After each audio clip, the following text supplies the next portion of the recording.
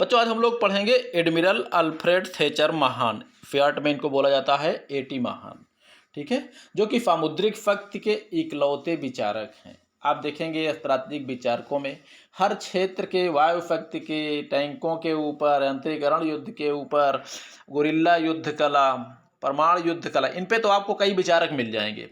लेकिन सामुद्रिक शक्ति सिद्धांत और सामुद्रिक युद्ध कला पर जो विचारक हैं वो मित्र एकमात्र इकलौते विचारक हैं जो कि हैं एटी महान, अल्फ्रेड थेचर महान या अल्फ्रेड थेयर महान कहीं कहीं लिखा मिलेगा, इसलिए आप लोग कभी इस पे डिफ्टर मत होना कि इनका वास्तविक नाम क्या है, ठीक है। अल्फ्रेड थेयर महान भी लिखा मिल सकता है, अल्फ्रेड थेचर महान भी लिखा मिल सकता है, ठीक है। तो सामुद्रिक शक्ति एवं नौसैनिक युद्ध कला पर ये विचार देने वाले, अपने वक्तव्य देने वाले अकेले या इकलौते विचारक हैं, ठीक है। बच्चों एक बार फिर से वही कहेंगे, लाइक और सब्सक्राइब जरूर कर दिया कीजिए। बाकी चलिए शुरुआत करते हैं हम लोग। सबसे पहले हम लोग पढ़ेंगे इनका परिचय। इनका जन्म 1840 में हुआ था अमेरिका में, मृत्यु 1914 में हुआ था। सामुद्रिक शक्ति के एकमात्र विचारक माने। मित्रों थोड़ा सा परिचय हम इसलिए लिख देते हैं कि ऑब्जेक्टिव प्रश्नों में खास करके परिचय से ही पूछा जाता है। बहुत सारे प्रश्न ऐसे हैं जो कि आपसे परिचय में मिल जाएंगे, क्योंकि परिचय में हम इनके सामान्य चीज़ें जो है, जो मुख्य चीज़ें हैं लगभग लिख देते हैं। अगर हाँ बहुत बारीकी से प्रश्न पूछा गया तो परिचय में नहीं आएगा, ठीक है। जैसे कभी एक सामान्य रूप से पूछ लिया जाता है कि ये अल्फ्रेड एटी महान किस देश के थे, एटी महान किस क्षेत्र के विचारक थे, ठीक है, या इनकी कुछ पुस्तकों के नाम पूछ लिया जाता है, ठीक। तो वो चीज़ें हम आपको ये सामान्य परिचय में दे देते हैं। इनकी जो पुस्तकें हैं वो है the influence of sea power upon history. मित्रों एक चीज़ जरूर ध्यान रखना, अगर सी पावर है, खास करके हम सब के बारे में नहीं कह सकते, अगर फी पावर दिया है किसी पुस्तक में तो आप समझ लीजिए कि एटी महान का ही लिखा हुआ है। लगभग 90% सही है। बाकी एक आध दो विचारक ऐसे हैं जो फी पावर के बारे में लिखे हैं, लेकिन ज़्यादातर जो है अगर फी पावर के प्रश्न में अगर पूछा जाता है और आपके सिलेबस में सिर्फ एटी महान ही है तो उम्मीद आप करिएगा कि एटी महान ने ही वो फी पावर वाली पुस्तक को लिखा है, ठीक है। चलिए दूसरी पुस्तक है the influence of sea power upon the French Revolution and Empire 1793 से 1812। तीसरी पुस्तक है sea power in its relation to the war of 1812। चौथी पुस्तक है the Gulf and inland waters. तो ये चार इनकी प्रमुख पुस्तकें हैं, और भी होंगी तो होंगी, फिलहाल हमने चार पुस्तकों का नाम आपको दिया है जो प्रमुख हैं। अब देखिए महान का सामुद्रिक शक्ति सिद्धांत। अब इसमें महान के कमांड ऑफ सी, महान ने जो समुद्रिक सिद्धांत दिया है, जैसे कहा जाता है कमांड ऑफ सी, यानी समुद्र पर नियंत्रण या समुद्र पर प्रभुत्व, समुद्र पर अधिक नियंत्रण जिसे कह सकते हैं, या सामुद्रिक प्रभुत्व कह सकते हैं, ठीक है। प्रभुत्व का मतलब वही है जहां पर हम जिस प्रकार चाहे उस प्रकार टहले, पूरी मनमानी करें, लेकिन दुश्मन हमारा ना कर पाए, उसी को हम कह सकते हैं यहाँ पर हमारा प्रभुत्व है, यहाँ पर हमारा अधिकार है। जैसे नभ प्रभुत्व कमांड ऑफ एयर, उसी तरह कमांड ऑफ सी सामुद्रिक प्रभुत्व। भाई दोनों का सिद्धांत मित्रों एक ही है, आप समझने का प्रयास करिए। जैसे कमांड ऑफ सी का मतलब क्या है, हम कैसे कहेंगे कि समुद्र पे हमारा नियंत्रण है। भाई समुद्र पर आपका नियंत्रण होने का मतलब ही है कि समुद्र में आप चाहे जहां टहलिए, ठीक है, लेकिन दुश्मन आपका जो है ऐसा ना करने पाए। तो इसी तरह कमांड ऑफ एयर का मतलब है हवाई जहाज आपके पूरे आसमान में छाए रहें, लेकिन दुश्मन आपका आसमान में उड़ने ना पाए, ठीक है। तो उसी को हम कह सकते हैं यहाँ पर हमारा कमांड है, हमारा पर नियंत्रण है, जहाँ पर हम अपनी मनमानी कर सकें। समुद्र पे अगर जो है हम कहते हैं कि कमांड ऑफ सी हमारे हाथ में है, समुद्र पर नियंत्रण हमारा है, तो इसका मतलब हम कि समुद्र में कहीं भी किसी भी रूप में चाहे जैसे हम घूम टहल सकते हैं, कोई हमको रोकने वाला ना हो, तभी कह सकते हैं कि समुद्र पर हमारा नियंत्रण है, या सामुद्रिक प्रभुत्व हमारे हाथ में है, या समुद्र पर हमारा अधिकार है, ठीक है। तो महान के कमांड ऑफ सी सिद्धांत का आधार यह है कि केंद्रीकृत नौसेनाएं युद्ध में निर्णायक सिद्ध होती हैं। इनको युद्धपोतों के समूहों में संगठित किया जा सकता है। भाई अगर नौसैनिक शक्ति के रूप में अगर बनना है, जैसे वायु सैनिक शक्ति का मतलब ये नहीं है कोई मनुष्य जो है कोई हवा में नहीं उड़ते।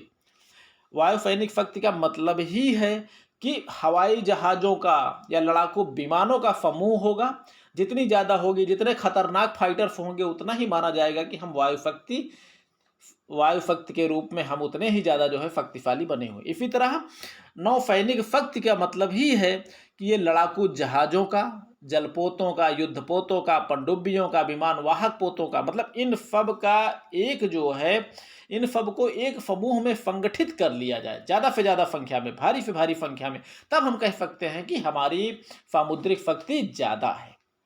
ठीक है, ये सामुद्रिक शक्ति होगा, वायु शक्ति हो गया, ये एक प्रकार से क्या है, यंत्रों पर लड़ी जाने वाली लड़ाइयाँ हो सकती हैं। ठीक है, यहाँ जो है सिर्फ यंत्र काम करेंगे, वाहन काम करेंगे भाई, उड़ने वाले वाहन हवाई जहाज़ों के लिए, अब पानी में चलने वाले वाहन ये नौसेना के लिए। ठीक है, अब यहाँ पर देखा जाता है कि नौसेना में चलने वाले युद्ध में कितने कितने वाहनों का प्रयोग हम कर सकते हैं, या किन वाहनों को हमने युद्ध हेतु तैयार किया है, उन्हीं को इकट्ठा करना ही नौसैनिक शक्ति कहा जा सकता है।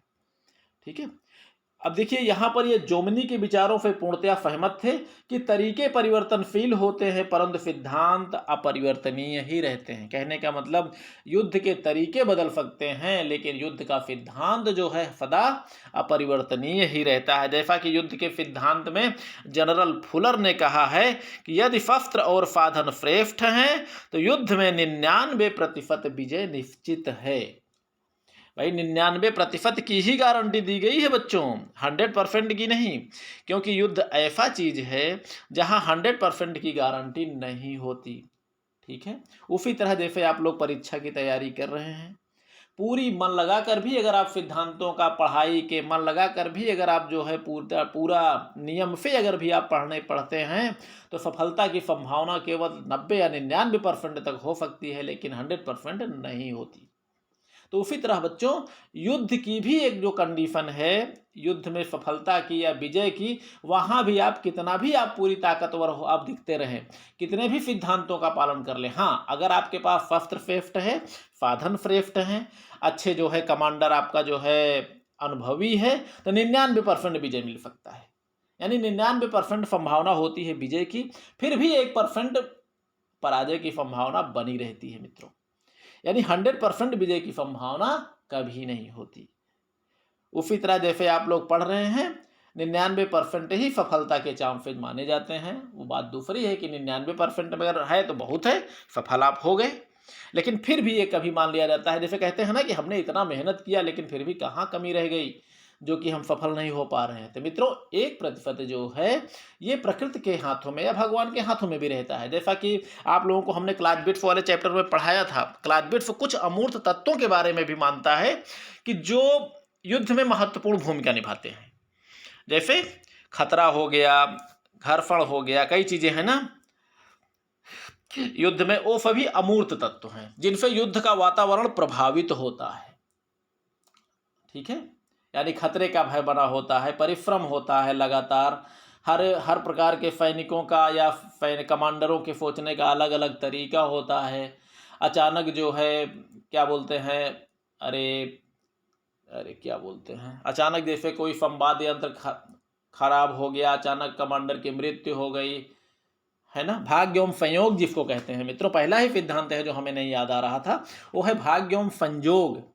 जबकि हम लोग भाग्य एवं संयोग को बहुत कम महत्व देते हैं आधुनिक समय में। हम लोग भले महत्व देते हैं लेकिन पिताजी लोग कहते हैं अरे भाग्य संयोग क्या है, पढ़ो मेहनत करो सफलता मिलेगी।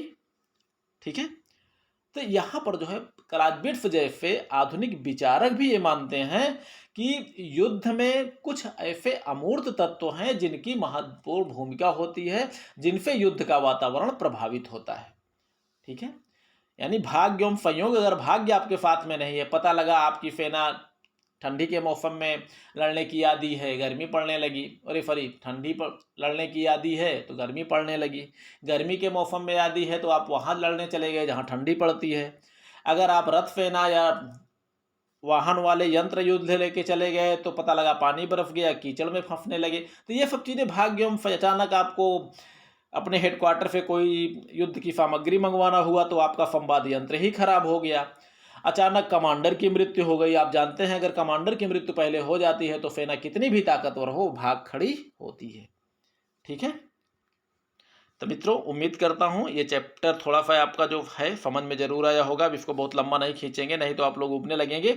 अगले वाले में हम लोग पढ़ेंगे सामुद्रिक शक्ति के तत्व। फिलहाल महान का सामुद्रिक शक्ति सिद्धांत जो है इसमें प्रमुख दो ही हैं। वो है कमांड ऑफ सी, सामुद्रिक प्रभुत्व को बना के रखना। और सामुद्रिक प्रभुत्व को बना के रखने का मतलब ये कि ज़्यादा से ज़्यादा ये संगठित जो है जहाज़ों का समूह, जहाज़ों का मतलब होता है युद्ध यंत्रों का समूह जो पानी में चलने वाले हैं, लड़ने वाले हैं, तो वो जो है उनका समूह को इकट्ठा करके अपने आप को नौसैनिक शक्ति के रूप में ढाला जा सकता है। ठीक है। अगला है वो कि जोमिनी के विचारों से सहमत था, जिसमें जोमिनी ने कहा था कि तरीके परिवर्तनशील होते हैं लेकिन सिद्धांत सदा अपरिवर्तनीय ही रहते हैं। ठीक है। चलिए पढ़िए लिखिए, मस्त रहिए बच्चों, खुश रहिए। ठीक है। लाइक और सब्सक्राइब का विशेष ध्यान दिया कीजिए, कर दिया कीजिए बच्चों।